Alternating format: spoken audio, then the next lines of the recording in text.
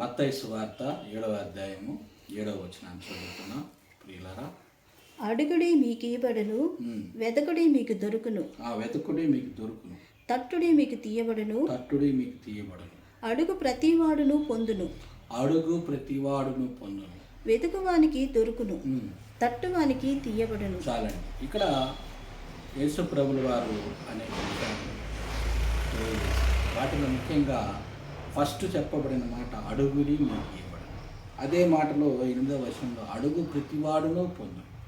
చూసారా? అంటే అడుగుట ద్వారా దేవునికి అడుగుట అనే విషయానికి వచ్చినప్పుడు ప్రార్థించడం అనే విషయాన్ని ఇప్పుడు మనం మర్చిపోకూడదు. ఇంకోటి చెప్పాలంటే ఎవరిని మనం అడుగుతాము అంటే మనకు బాగా పరిచయం ఉన్నవారు, బాగా తెలిసిన వారు, మన తండ్రిని, మన తల్లిని. అదేవిధంగా యేసుక్రీస్తు ద్వారా పరలోకపు తండ్రి మనకి ఆయన తండ్రి సంబంధాన్ని మనతో కలిగి ఉన్నాడు. అందుకనే ప్రియులారా, మనం తండ్రిని అడిగి పొందుకోవాలి. ఈ అడుగుట అనే విషయానికి వచ్చినప్పుడు, లేదంటే ప్రార్థించుట అనే విషయానికి వచ్చినప్పుడు దీని ద్వారా అనేకమైనటువంటి విషయాలు మనము భూ సంబంధమైన ఈ లోకంలో, లేకపోతే ఈ లోకంలో అనేక సమస్యల నుండి మనం విడుదల పొందుతాం. ప్రియులారా, బైబిల్ గ్రంథంలో మొత్తం మీద మనకి దాదాపుగా 650 ప్రార్థన రకాలుగా మనం ఉన్నట్టుగా గమనించగలం. వీటిలో అన్నిటిని కూడాను వారు ప్రార్థన ద్వారా, వారు దేవుని అడుగుట ద్వారా విజయాన్ని పొందుకున్నారు. అంతేకాదు యేసు ప్రభుల వారు కూడాను ఆయన రకరకాల పరిస్థితుల్లో, ఆయన 25 రకాల పరిస్థితుల్లో 25 రకాలైనటువంటి ప్రార్థన చేసి దేవుని దగ్గర నుండి జవాబు పొందుకున్నారు. కాబట్టి ఒకవేళ ఈ యొక్క సందేశం ఉంటున్న మీ జీవితాల్లో మీ యొక్క ప్రార్థన విషయంలో కానీ మీరు కొన్ని విషయాలు సరి చేసుకుంటే వాటి ద్వారా మీరు గొప్ప అద్భుతాలు, గొప్ప మేలులు పొందుతారు. మనకి ఎలా ప్రార్థించాలో మనకి తెలియకపోవడం, ఏ విషయాల గురించి ప్రార్థించాలో, ఏ సందర్భంలో దేని గురించి ప్రార్థించాలో, ఎలాంటి వారు ఉన్నారు, వీటి గురించినటువంటి కొంత మనకి జ్ఞానం కానీ వాక్యం ద్వారా కానీ మనం కానీ పొందుకుంటే వాటి ద్వారా మనం గొప్ప విడుదల కలిగి జీవిస్తాం. మన పితరులు కూడాను అలాగా ప్రార్థించే విషయంలో, మొరపెట్టే విషయంలో, మూలిగే విషయంలో చూసారా, రకరకాలైనటువంటి సందర్భాలలో వారు అనేక రకాలుగా ప్రార్థించి వారు వాటి ద్వారా గొప్ప విజయాలను పొందుకొని జయ జీవితం జీవించారు. అందుకనే క్రైస్తవులకి ఎవరైతే దేవుని మీద ఆధారపడతారో వారికి ప్రార్థనలో వారు ఎలా ప్రార్థించాలి, ఎలా అడగాలి, ఏమి అడగాలి అనే విషయం చాలా ప్రాముఖ్యం. కొన్నిసార్లు మనము ఏదైనా శోధనలో ఉండేటప్పుడు, బాధలో, వేదనలో ఉండేటప్పుడు మనం ఏం చేయాలో అర్థం కాదు. మనము ఎలా ప్రార్థించాలో తెలియక ఆ బంధకాల్లో మనం అనేక సంవత్సరాలుగా అపవాది మనల్ని ఆ బంధకాల్లో పెడతారు. అందుకనే ప్రభు ఖచ్చితంగా చెప్తున్నాడు, అడుగు ప్రతివాడును పొందు, అడుగు ప్రతివాడును పొందును అనే విషయాన్ని మనము గమనించగలము. అయితే ఈ ప్రార్థన ద్వారా మానవుని జీవితంలో ప్రతి పరిస్థితి నుండి బయటకు వచ్చినట్లుగా మనము గమనించగలం. చూడండి, మొట్టమొదటిగా మనం ఈ యొక్క ప్రార్థన అనే విషయాన్ని బైబిల్లో కానీ గమనిస్తే చూడండి, ఆదికాండము 4వ అధ్యాయము 26వ వచనాన్ని మనం చూసుకుందాం. ఇక్కడ మొట్టమొదటి వ్యక్తి ఆదికాండము 4వ అధ్యాయము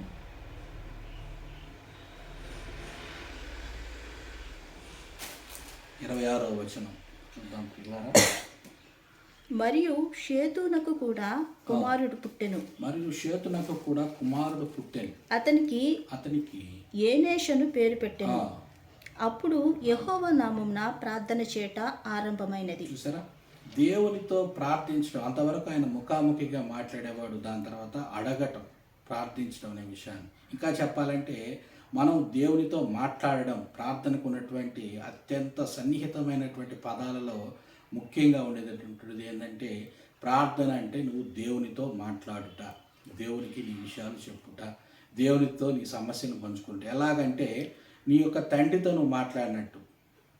అది ముఖ్యమైన విషయం. అంతేగాని మనం ప్రార్థన రంగానే ఏదేదో అనుకొని మనం దేవుని ఈ విషయం అడగవచ్చా, ఈ విషయం చెప్పవచ్చా, ఈ విషయంలో ఎలా ప్రార్థించాలి, మనం ఎలాగ అడగాలి అనే విషయాలు ఎటువంటి సందేహాలు ఎటువంటివి లేకుండా మనం కానీ దేవుని సన్నిధిలో కానీ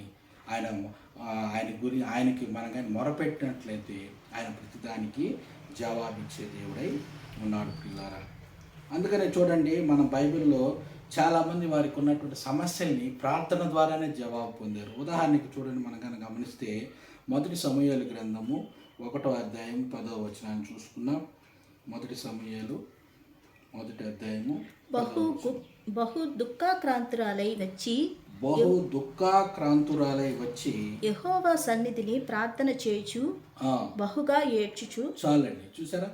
బహు దుఃఖాక్రాంతురాలై వచ్చి యెహోవా సన్నిధిని ప్రార్థన చేయుచు బహుగా ఏడ్చుచు. చూసారా?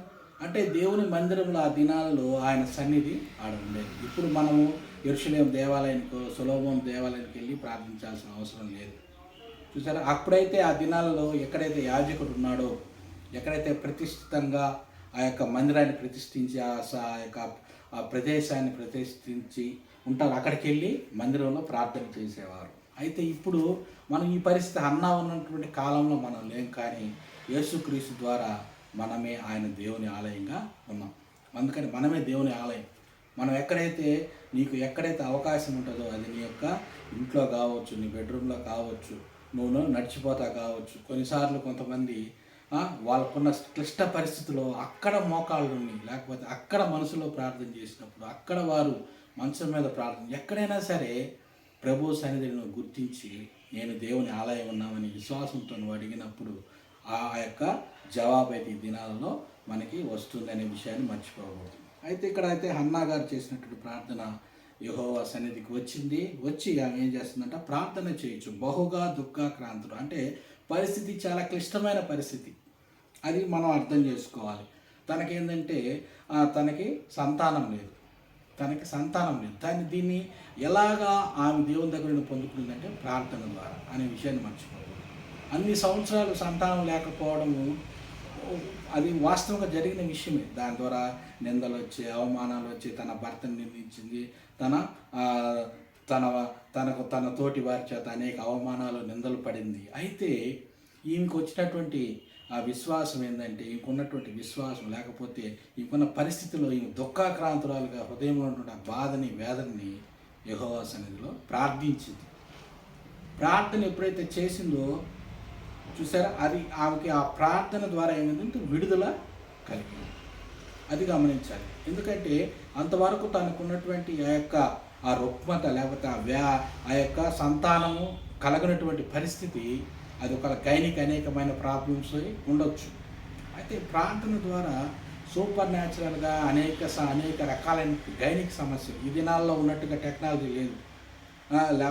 ల్యాప్రోస్కోపిక్ అని, లేకపోతే అద్దె గర్భాలని, చూసారా, రకరకాల పరిస్థితుల్లో ఎవరైనా భార్యాభర్తల్లో వారికి ఉన్నటువంటి సమస్యలను బట్టి వారు నిర్ణయాలు తీసుకుంటా ఉన్నారు. అయితే ఆ దినాల్లో అలా కాదు. కానీ వారు ఏం చేశారంటే, ఆమె ఒక్కటే దేవుని సన్నిధిలో ప్రార్థించినప్పుడు తనకైతే తన శరీర సంబంధంగా తన భర్తకి కానీ తనకి కానీ ఏ లోపమైతే ఉందో అది సరిచేయబడింది. చూసారా? అంటే నువ్వున్న ప్రతి పరిస్థితిలో కూడా దేవుడు నీ లోపల ఇన్నర్గా ఉన్నటువంటి ఆ సమస్యను ఆయన ప్రార్థన ద్వారా ఏం చేయగలరు, సరి చేయగలనే విషయాన్ని మర్చిపోకూడదు. ఇప్పుడు ప్రార్థన చేసిన అన్న మనం ఊరికని అనుకుంటాం, తనకి వెంటనే సంతానం కలిగింది, తనని తీసుకుని వచ్చి దేవుని సన్నిధిలో వదిలేసింది. అంతేకాదు, తనకి ఇంటర్నల్గా ప్రార్థన ద్వారా ఆ సమస్య ఏమైందంటే సాల్వ్ చేయబడింది. ఎలా సాల్వ్ చేయబడింది? అందం అనుకున్నటువంటి సమస్య, అంతవరకు తనకి సంతానం కలిగినటువంటి ఆ పరిస్థితి అది ఏమైపోయింది, అది మార్పు చెందింది. అంటే నువ్వు ఏ క్లిష్ట పరిస్థితిలో ఉన్నా సరే, అది దేవుని సన్నిధిలో నువ్వు కానీ మొరపెడితే, దేవునికి ప్రార్థిస్తే అది వెంటనే మార్చబడి, అది ఎటువంటిదైనా సరే. ఇప్పుడు సూపర్ న్యాచురల్గా, అందుకని తన భర్త అంటాడు, నేనేమన్నా దేవుడినా, నేను సంతానాన్ని కలిగించేదానికి, అది నా వల్ల కాదు. చూసారా? అంటే ఏంది, అనేక సార్లు వారు శరీర సంబంధమైనటువంటి అన్ని మార్గాలు వాళ్ళు వెతుక్కొని ఉండొచ్చు, కానీ అది వారి వల్ల జరగటం లేదు. అందుకని ప్రార్థన ద్వారా నీకు ఏదైతే జటిలమైన, క్లిష్టమైన, అది నీకు అసాధ్యము అనుకుంటారో దానిని దేవుని దగ్గర నుండి పొందుకోవచ్చు అనే విషయాన్ని ఇప్పుడు మర్చిపోవాలి. కాబట్టి ప్రార్థన అనేది చాలా చాలా పవర్ఫుల్ విషయం అయింది. ఇంకా చూస్తే ఇంకొక విషయాన్ని మనం జ్ఞాపకం చేసుకుందాం. ఎబ్బేజు ప్రార్థన, మొదటి దినవృత్తాంతముల గ్రంథము 4వ అధ్యాయము 9వ వచనం. 1 Chronicles 4:9. ఎబ్బేజు తన సహోదరుల కంటే ఘనం పొందినవాడై ఉండెను. ఉమ్, వేదన పడి అతని కంటినని అతని తల్లి అతనికి ఎబ్బేజు అని పేరు పెట్టెను. చాలండి. తర్వాత 10వ వచనం చదువు. ఎబ్బేజు ఇశ్రాయేళ్ల దేవుని గుచ్చి మొరపెట్టి, ఎబ్బేజు ఇశ్రాయేలుల దేవుని గూర్చి మొరపెట్టి, నీవు నన్ను నిశ్చయముగా ఆశీర్వదించి నీవు నన్ను నిశ్చయముగా ఆశీర్వదించి నా సరిహద్దును విశాలపరిచి నా సరిహద్దును విశాలపరచి నీ చేయి నాకు తోడుగా ఉండని నీ చెయ్యి నాకు తోడుగా ఉండని దయచేసి నాకు కీడు రాకుండా ఆ, దానిలో నుండి నన్ను తప్పించుము దాన్ని తప్పించుము అని ప్రార్థించగా ప్రార్థింపగా దేవుడు అతడి మనవి చేసిన దానిని అతనికి దయచేసెను. చూసారా ఎబ్బేజు ప్రార్థన ఫుల్ ప్రొటెక్షన్ ప్రేయర్. హన్నాదైతే భయంకరమైన జటిల పరిస్థితుల నుండి బయటకు వచ్చేదానికి ప్రార్థన. ఇక్కడ చూస్తే ఫుల్ ప్రొటెక్షన్ నీ యొక్క ఎంటైర్ లైఫ్. ఎబ్బేజు యొక్క పరిస్థితి అంతా వేదన, బాధ, ఇలాంటి పరిస్థితుల్లో ఉండేటప్పుడు తనకి ఇప్పుడు ఏం కావాలా అవన్నీ అతను అవి ప్రార్థిస్తున్నాడు. అందుకని అడుగు ప్రతివాడునో పొందును. చూసారా, ఇప్పుడు చూడండి, ఉదాహరణకి మనం ఒక విషయాన్ని గమనిస్తాం. ఇప్పుడు మనం ఈ లోకంలో కూడా గమనిస్తే పోలీస్ శాఖ ఉంది, రెవెన్యూ శాఖ ఉంది, కలెక్టర్, ఇవన్నీ మనకు అధికారులు ఉన్నారు. సీఎం ఉన్నాడు, మంత్రులు ఉన్నారు. చూసారా, వీళ్ళందరూ కూడా ఏం చేస్తారంటే వాళ్ళ ప్రజల సమస్యని వారు తెలుసుకొని వారిని బాగుగా పరిపాలించాలని అనేకమైన కార్యక్రమాలు చేపడతా ఉంటారు. ఏ ఏరియాలో ఉంటే ఆ ఏరియాలోకి వచ్చేటప్పటికి ఆడుకున్న సమస్యల్ని తీరుస్తారు. కొన్నిసార్లు మన బంధువులతోనే సమస్య వచ్చింది అనుకోండి, లేదంటే మన పక్కింటి వారితో సమస్య వచ్చింది, లేకపోతే మన ఆస్తిని ఎవరన్నా సరే మనం ఆక్రమించుకున్నారు, లేకపోతే మన స్థలాన్ని ఇంకొకరు వారి దాంట్లో ఏదో ఒకటి ఇల్లీగల్ కార్యక్రమాలు చేశారు, గమనించారా, లేకపోతే మన ఇంటి పక్కన వారితో సమస్య. ఇలాంటి ఏ విషయాన్నైనా సరే మనం ఏం చేస్తాం, వెంటనే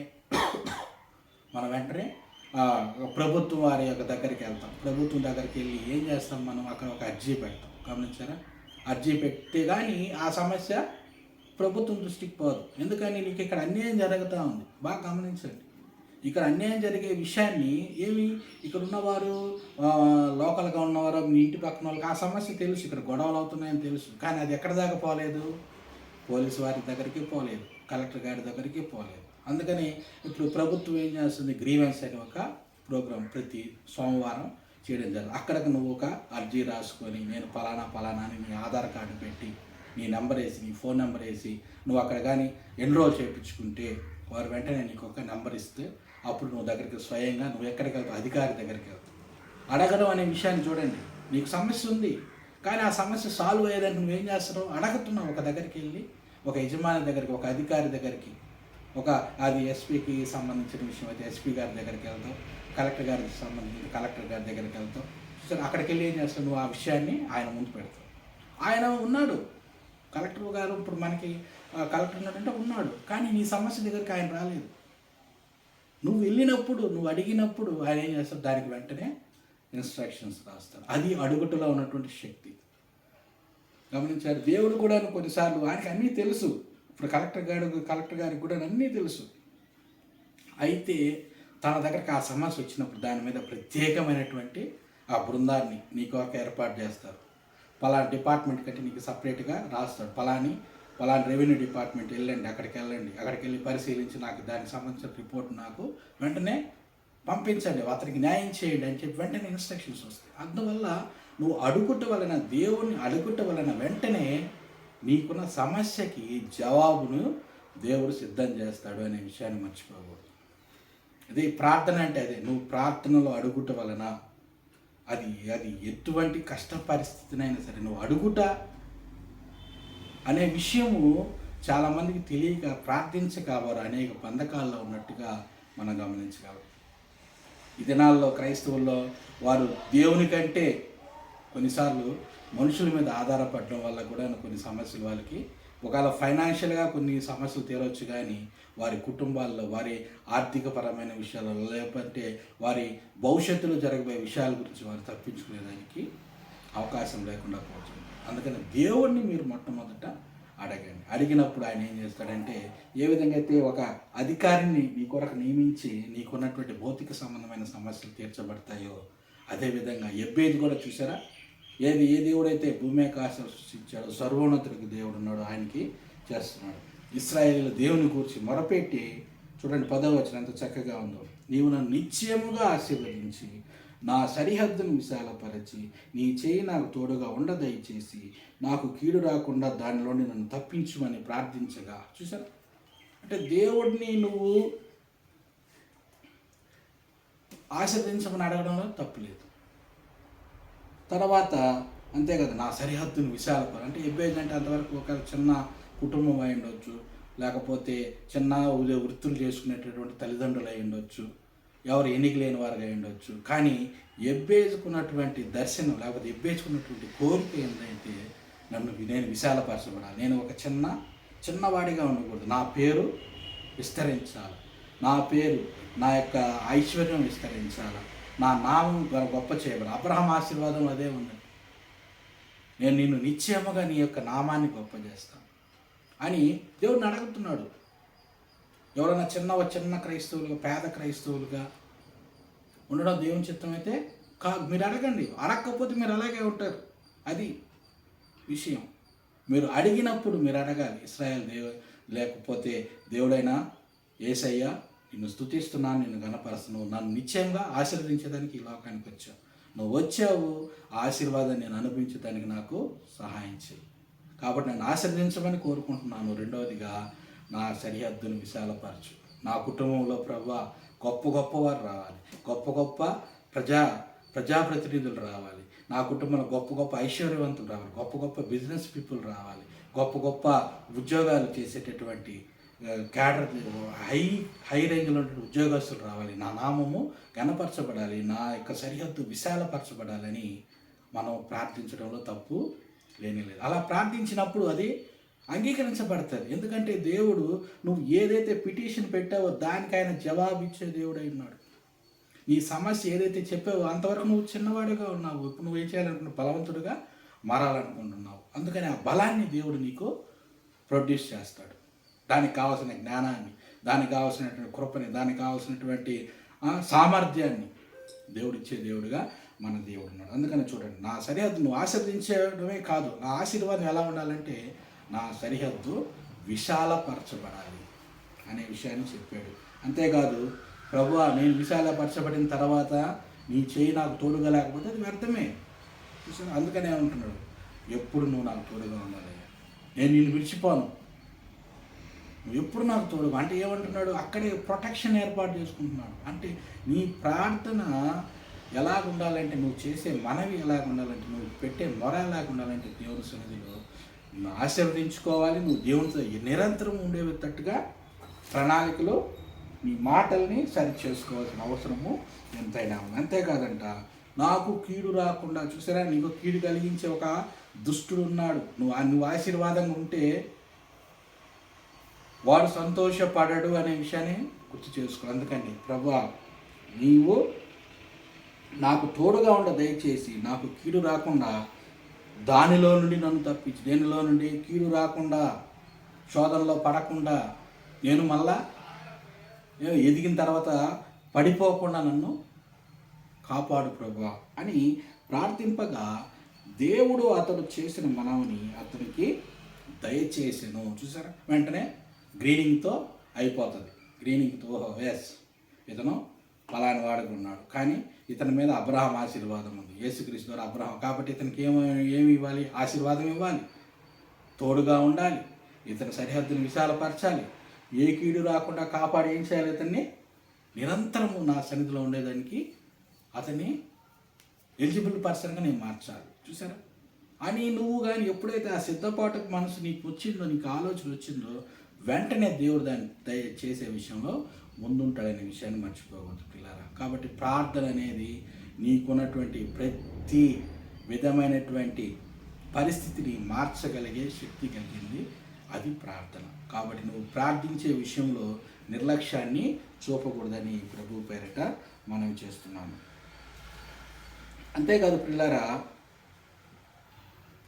అన్నా ప్రార్థనలో మనం గమనించాము, అదేవిధంగా మన ఎబ్బేజు ప్రార్థనలు గమనించాము. చూడండి, ఇంకొక వ్యక్తిని కూడా మనం గమనిస్తాం. యాకోబు గ్రంథము 5వ అధ్యాయము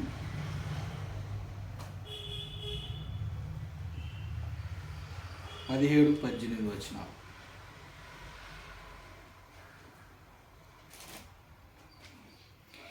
ఏలియా మన వంటి స్వభావం గల మనుషుడే. ఉమ్. వర్షింపకుండునట్లు అతడు ఆసక్తితో ప్రార్థన చేయగా ఆ, 3.5 సంవత్సరముల వరకు భూమి మీద వర్షింపలేదు. వర్షింపలేదు. అతడు మరలా ప్రార్థన చేయగా ఉమ్. ఆకాశం వర్షమిచ్చెను, ఆకాశము వర్షం ఇచ్చెను, భూమి తన ఫలము ఇచ్చెను. భూమి తన ఫలము ఇచ్చెను. చూసారా, ఏలియా కూడాను మనలాంటి స్వభావం గల మనుష్యుడే. అతను కూడా ఏంటంటే మనలాంటి వాడే, శరీర మాంసాలు కలిగిన వాడే. అయితే అతని యొక్క దృష్టి ఎంత ఉందా అంటే దేవుని మీద, అతనికి ఉన్నటువంటి ఆ దేవుని గురించినటువంటి జ్ఞానం ఎంత ఉందా అంటే, నేను ప్రార్థిస్తే అది ఏమవుతుందంట, వర్షాన్ని కూడా నేను ఆపగలను. చూసారా, ఏం చెప్పాడంట, వర్షింపకుండానట్లు అతడు ఆసక్తితో ప్రార్థన చేయగా, అంటే కొంచెం ప్రార్థన మీద ఎక్కువ ఫోకస్ పెట్టాడు. దేవునితో మాట్లాడే విషయంలో అతను ఎక్కువగా జ్ఞానాన్ని పొందుకుని ఉన్నాడు. అది విషయం. ఎక్కువగా ప్రార్థిస్తే, నేను దేవునితో ఎక్కువగా మాట్లాడితే ఆయన హృదయం నాకు తెలుస్తుంది. కాబట్టి సందర్భాన్ని బట్టి ఆయన కావాలంటే ఆకాశాన్ని కూడా గుప్పించగలడు. చూసారు, యెహోషువ గారు కూడా ప్రార్థిస్తారు. ఏమని, సూర్యుడా నువ్వు గిబియోనులో నిలువు. చూసారా, అంటే ఎంత పెద్ద సమస్యనైనా సరే ప్రార్థన ద్వారా నువ్వు విడుదల పొందవచ్చు. ఒకానొక సమయంలో నేను కొంచెం చాలా చాలా క్లిష్ట పరిస్థితుల్లో ఉండేటప్పుడు నేను ఈ విషయం నాకు తెలియక అడుగుడి మీకు ఇవ్వడం, లేదంటే ప్రార్థన ద్వారా నేను నాకున్నటువంటి సమస్యని ఎబ్బేజులాగా ప్రార్థిస్తే దేవుడు నాకు విడుదల కలిగిస్తాడని అర్థం కాక చాలా సంవత్సరాలు నేను ఆ పరిస్థితిలో నిలిచి ఉండాల్సిన పరిస్థితి ఏర్పడింది. చూసారా, అపవాదం నిన్ను బాగా నిన్ను ఏమవుతుంది, పిండేస్తాడు. నువ్వు దేవునికి ఎప్పుడైతే ఆ సమస్యను చెప్పవో, ఇంకా ఆ విషయం ద్వారా నిన్ను పోరాటం, నిన్ను హింసించడం, నిన్ను బాధ పెట్టడం, వాడు నిన్ను ఎక్కువగా నిన్ను బలహీనపరచడం, ఇలాంటి విషయాలు చేస్తూ ఉంటాడు. కాబట్టి పిల్లారా, మీరు ఎవరైనా సరే మీకున్న ప్రతి పరిస్థితి, అది ఎక్కడున్నా సరే, ఏ పరిస్థితిలో ఉన్నా సరే, మీరు శారీరకంగా, మానసికంగా, ఆధ్యాత్మికంగా అన్ని విషయాలలో వర్ధిల్లాలంటే, చూసారా, ఆత్మీయ శక్తిని కలిగి పొందుకోవాలంటే మీరు ఎక్కువగా మనం ప్రార్థించేవారమై ఉండాలి. ఆసక్తితో ప్రార్థించడం, నీ కుటుంబం గురించి కానీ, నీ పిల్లల గురించి కానీ. అందుకని ప్రతి కుటుంబంలో కుటుంబారాధన పెట్టుకోవడం చాలా చాలా ప్రాముఖ్యమైన విషయం. భార్యాభర్తలు కలిసి చేసినప్పుడు, ఎందుకంటే అపవాది భార్యాభర్తల కుటుంబాన్ని వాడు బాగా ఏం చేస్తాడు, ఇబ్బంది పడతాడు. కుటుంబాన్ని డిస్ట్రాయ్ చేస్తే ఇంకా మొత్తము ఫ్యామిలీ అంతా డిస్టర్బ్ అయిపోతుంది. అందువల్ల ప్రతి కుటుంబంలో ప్రార్థించడము, తర్వాత పిల్లల గురించి ప్రార్థించడం, వారి భవిష్యత్తు గురించి ప్రార్థించడం, మనం ఈ భూమి మీదకి ఎందుకు దేవుడు పంపాడో ఆ చిత్తాన్ని తెలుసుకొని ఆ పనిని మనం ముగించేంత వరకు ప్రార్థించడం చాలా చాలా ప్రాముఖ్యమైన విషయం ప్రియులారా. చూసారా,